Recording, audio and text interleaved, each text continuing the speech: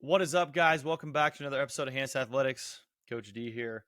Wanted to talk about a specific topic today, and that is going to be athlete confidence, developing confidence, and nurturing it as a coach, and just give you some insight into what I believe has been successful for us at HansenAthletics and why we've had growth and continued growth, and the success with the athletes that we have. We receive often texts about updates of performances on the weekends. And one thing that has stayed consistent over the last 5 years is parents are really mentioning confidence, like athletes' confidence on the court, general confidence in themselves. And that's usually one of the first adaptations that is noticed when an athlete starts coming to us consistently. And I wanted to kind of talk through, like I said, a couple points with that and why I think we've had success with that. So number one is going to be the culture of the facility. So when athletes come in, we give them a lot of space to be who they are, with all the quirks and oddities involved. There is an underlying, of course, feeling or presence of required hard work. It's one thing that we haven't had a problem with, and a lot of that is to credit the athletes that we currently have, and the type of athlete we're attracting. Is it seems that most of the athletes are pretty much all the athletes want to work hard when they come to us. It also could potentially be partly because they only get to come to us usually 2 to 3 times a week. So they are spending a lot of time doing other stuff. And then when they come to us, it's somewhat of a special event or a thing they look forward to weekly. And I wanted to go back a little bit and talk a little bit more about allowing them to be themselves. So we're not forcing them to act a certain way or try to fit in with the other athletes. It's kind of giving them the space as a coach to express themselves and not nipping it or saying that was weird or whatever. So giving athletes space to be themselves with the underlying presence of you need to work hard while you're here, and we need to make progress. We need to continue to push the performance envelope and get better over time. And I'll get into something we do with that later and how we know that's happening for sure. And I think it's part of the process. But that's one way, is allowing the athlete to express themselves, be themselves, and be an individual within a group, as well as a supportive culture. So we definitely lead with, some people say it's because we're young coaches, whatever. We definitely lead with love in terms of it's at first and foremost an enjoyable experience when they come in. It's something they enjoy. They find pleasure in working hard because of the way it's delivered and the way we talk about it, rather than feeling like they're forced to do it. So one thing that we really focus on has been a discussion with the coaches is we want athletes to have a positive, healthy relationship with their training. The last thing I want is someone to feel like they were forced to do it, because what you'll see is athletes get finished with their sport career, they're whether that ends in high school, whether it ends in college, whether that ends as professionals. You'll see athletes all the time that are burnt out and just associate a negative feeling towards training that it was required for sport, and they did not have a good experience with it. So when they get done with sport and aren't forced to do it anymore, they completely back off of it. And then you'll see quality life go down, old beat up bodies that played sports and didn't do what they needed to recover and stay healthy over time.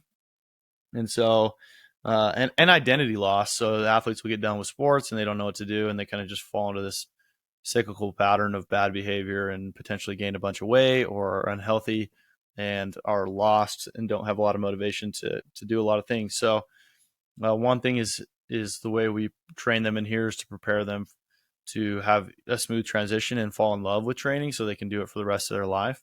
That alone, I think, is worth all of the value of having an athlete come in, even if they play sports or not. So giving them the ability to train themselves and do that in a progressive, healthy manner for the rest of their lives. So again, the confidence comes from them coming in, spending the time, enjoying the process. And within that, this gives them space to fail, to try hard things, to have some failures, and not feel like it's a space where they're going to be attacked or ridiculed for that. In today's generation, I feel like the kids are even more not very they're apprehensive to be put on the spot. or apprehensive to fail in front of their peers or in front of others. They're not very avid or in love with looking not good in front of people. And I think part of this would be social media. I think part of this would be just how the internet has connected us. They feel like their lives are on highlight all the time. They're watching people fail on the internet and making fun of them and seeing those posts get a ton of likes and comments on them and whatnot. So athletes are apprehensive to look dumb. I would say even more so than before. And in our space, we revoke that or take away that feeling and are very positive when they fail and when they are successful. So we give them the correct feedback that's needed when they fail, and then positively encourage them to do it again and try again, and then show them that they can do it. So I think that's a big part of the confidence improvement is you'll see athletes less apprehensive to fail in sport, which is necessary to be a great athlete. You can't play afraid. You can't play terrified to make a mistake. And I think that's something that a lot of coaches miss, strength coaches and particularly sport coaches. Their athletes are absolutely terrified to fail, which you'll never get the best performance out of an athlete if they are playing not to lose or playing not to fail. So encouraging that mindset, embodying it with our athletes is something that's also at the forefront of our minds, and a reason that you'll see that confidence improvement. And what goes hand in hand with that is the way that we track. So we have spent a lot of time and resources on getting the necessary equipment to track a lot of different things. We track speeds, we track verticals, we track different types of plyometric tests, reactivity strength index, and most recently we have enough units now that we actually track velocity on bar speed for most of our main strength movements over time.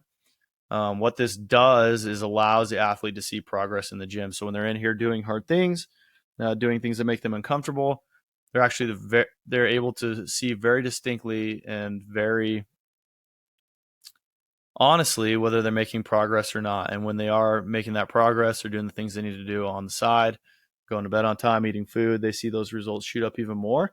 And it just reinforces that behavior. So if you don't have the mechanisms in place to track progress, oftentimes that can get lost in the mix, and then athletes will lose some motivation. They are very driven by results, by doing well and improving. So by investing the time and money to get the equipment and use it in our training, we have definitely seen an uptick in athletes' excitement to make progress on different movements and carry over from that to their sport. So they're able to, know that they've done hard work in here. They are making progress, and there's no reason that they shouldn't be more capable on the court or on the field or in their sport. And then subsequently, you see an improvement performance on the field or in their sport, because they already have that self-belief that they're better. So having the ability to track is huge. And then I want to just swing back and highlight again, creating an environment on a team or in a gym setting where, failure is not a bad thing. It's something to almost be celebrated in a way as well, because if you're never failing, you're not pushing yourself. And when I say failing, it's not like 1 rep max failing. We actually don't ever 1 rep max, but that's a whole nother podcast.